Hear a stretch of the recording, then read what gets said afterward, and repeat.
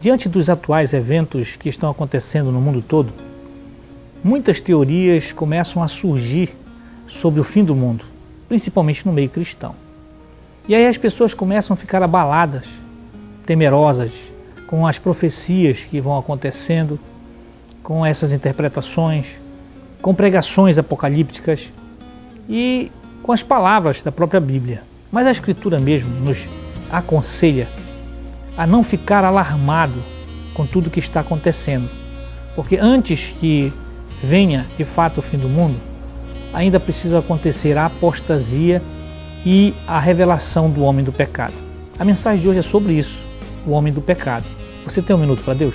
Segunda carta do apóstolo Paulo aos Tessalonicenses, no capítulo 2, diz assim: Irmãos, quanto à vinda de nosso Senhor Jesus Cristo e a nossa reunião com Ele, rogamos a vocês que não se deixem abalar, nem alarmar tão facilmente, seja por profecia, seja por palavra, seja por carta que supostamente vinda de nós, como se o dia do Senhor já tivesse chegado. Não deixem que ninguém os engane de modo algum. Antes daquele dia virá a apostasia, e então será revelado o homem do pecado, o filho da perdição. Este se opõe e se exalta acima de tudo que se chama Deus ou é objeto de adoração, chegando até a sentar-se no santuário de Deus, proclamando que Ele mesmo é Deus.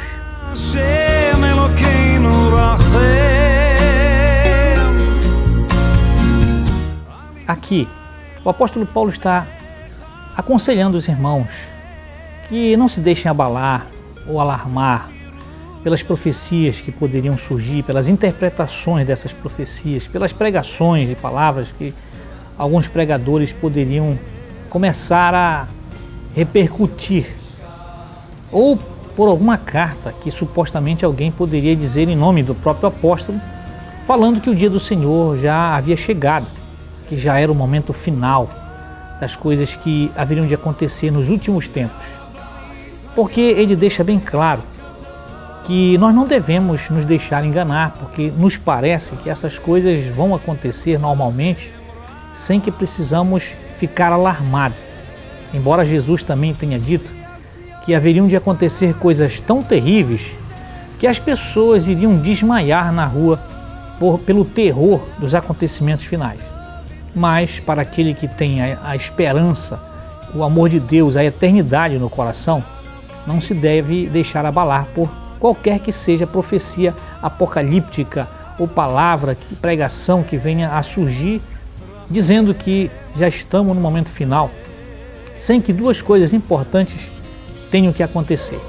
Ele cita que a apostasia, que é a negação total daquilo que se chama Deus ou de qualquer situação a nível de reconhecimento da divindade do Senhor Jesus, qualquer outra negação desse tipo, isso se chama apostasia. E aí, quando isso acontecer, ele diz, então será revelado o homem do pecado, o homem da iniquidade, esse que há de reger o mundo nesse momento final da história da humanidade.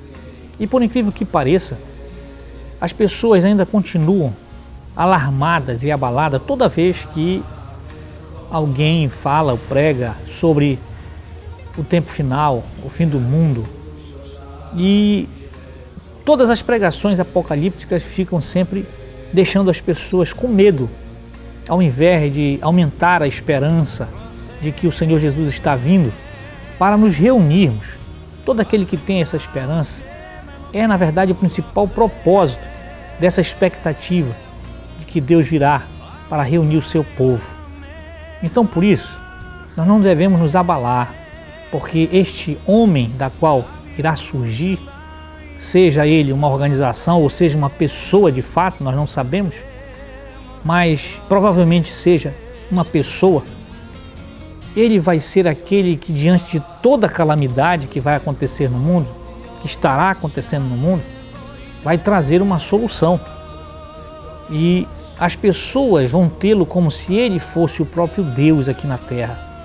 Devido a todos os acontecimentos, devido a todo o poder que ele vai adquirir, como diz o apóstolo Paulo, poder que é dado a ele pelo próprio Satanás, pelo nosso adversário, da qual ele vai fazer muitos milagres, vai fazer com que as pessoas fiquem admiradas de ver tamanho poder, tamanha sabedoria, e vão entregar o coração, vão deixar que ele realmente seja não somente um grande ditador, um grande líder, mas que seja o Deus deles daquele tempo. Porque o apóstolo diz que ele se assentará no lugar santo, no santuário de Deus, que é o coração das pessoas, o lugar da adoração de Deus.